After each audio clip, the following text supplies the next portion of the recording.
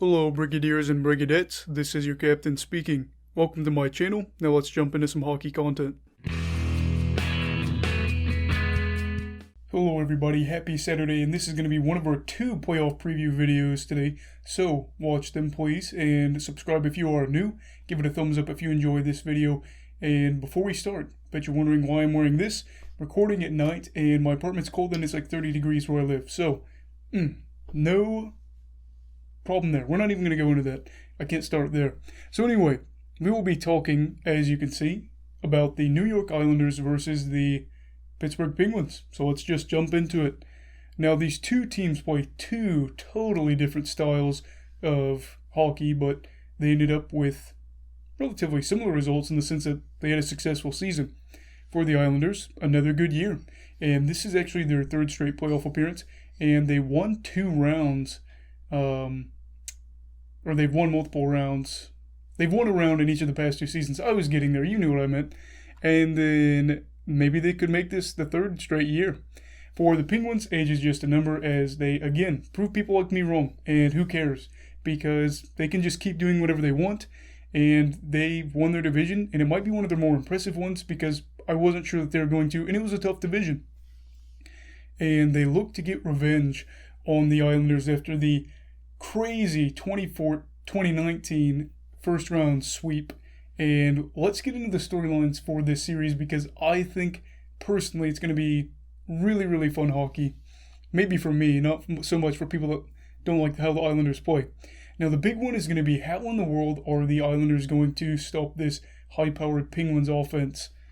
As they finished 2nd in the league for goals for per 60. That means that they can score a lot. Now, you know that they have to be worried about Sid the Kid, an all-time great player. They're going to have to keep their eyes out on him. I mean, they held him to 1 point in the series 2 years ago in 4 games. It's a pretty good thing to do. Obviously, he's got his chances, but wasn't able to take an opportunity of that. And I don't think he scored a goal. I think that was an assist in that series. They'll have to do it again because Crosby can explode offensively. He can still do it at his age, and you have to watch out. Now, obviously, there are other players you're going to have to watch out for because if you watched my Penguins video about how I was wrong about them being so good this year, you'll know that I talked very highly of Jared McCann. He is somebody to keep an eye out on. And for the Islanders, they roll out some pretty good defensive lines, some of the best in hockey, I think, in terms of limiting some really good opportunities.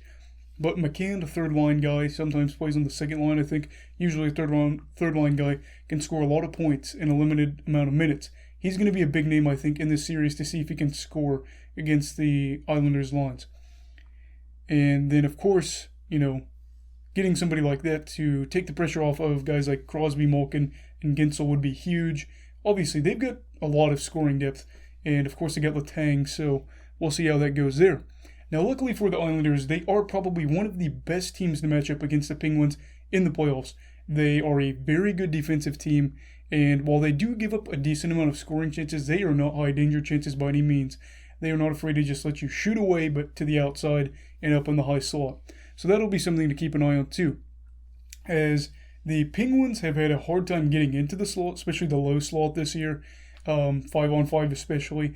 But when they get there, they are I'd say one of the better teams in the league as they score above league average for low slot goals. And that's something you're going to have to keep an eye on there because, the Islanders really do a good job of keeping teams outside of the low slot especially.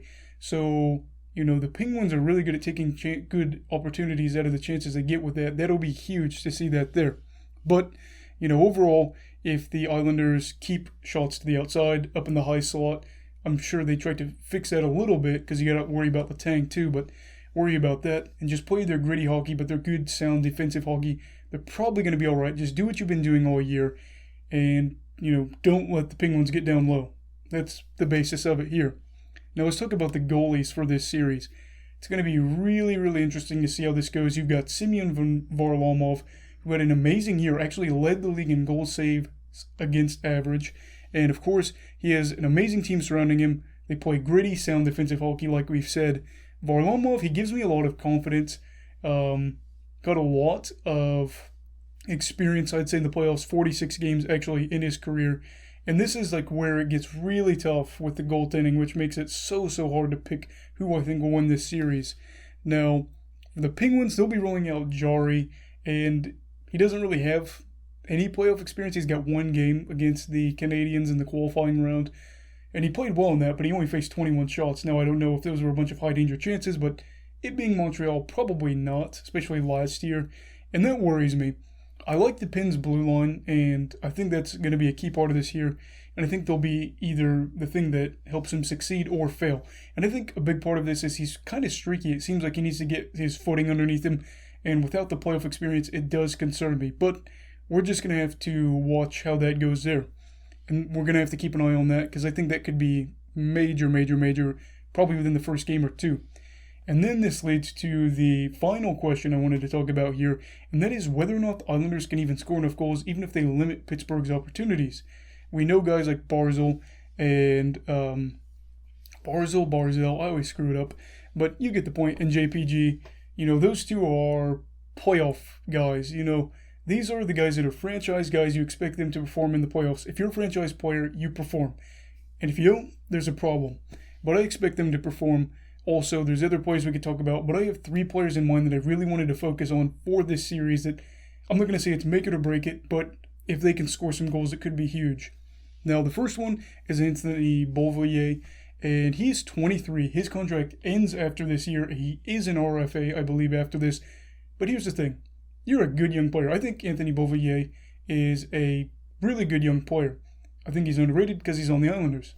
But he's good, and he's an RFA. See where I'm going with this? He can help his team, but he can also help his bank account. So I think for him, having a really good series, he's young, maybe getting like a bidding war for him, who knows, but help your team, help your bank account. There you go for that. Now, the 2 other players that I want to talk about are a package deal. And I think they know that we're talking about some Devils, all right? And we're talking about Kyle Palmieri and Travis Zajac. And these two kind of, Palmieri I think is more of one you'd expect for me to talk about, but Zajac I think is something we should talk about as well. And anytime you trade for players, you expect them to perform.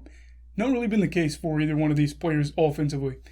And, this is one of the things. The Islanders are winning in the playoffs. They need the people they trade for to help them win in the playoffs, and that's going to be big. And for Palmieri, he had 17 points in 34 games for the Devils, but with New York, he's got 4 in 17 games played. That's not going to work. Before this year, he had 5 straight seasons with 24-plus goals. He's going to need to flip it back on because the Devils traded him to the Islanders, and the Islanders got him thinking they'll get that offensive boost. They need that offensive boost. They didn't trade it for his defense. They traded for his offense. And for Zajac, I'm sure some of you are thinking, why would he talk about him? Well, it's because this. A lot of people might forget that 2 years ago he scored 19 goals.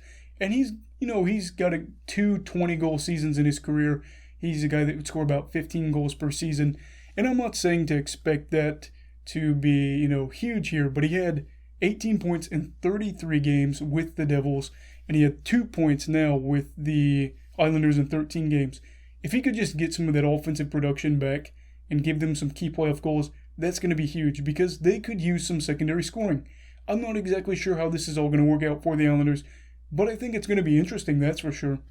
So, with all that said, for the preview of the New York Islanders versus the Pittsburgh Penguins, I will be picking the Pittsburgh Penguins in 7 games.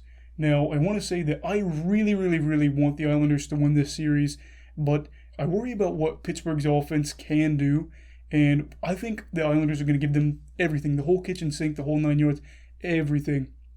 But I had to make a pick.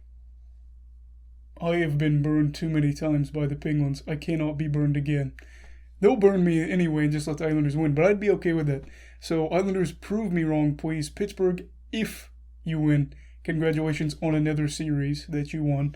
We'll see how it goes. But yeah, who are you going to be picking in this series and in how many games? Also, please make sure to subscribe if you have not. Give this video a thumbs up. Everybody, stay safe. Have a great day. Stay away from COVID, alright? Goodbye, Brigadiers and Brigadettes. This is your captain signing off. Have a great night.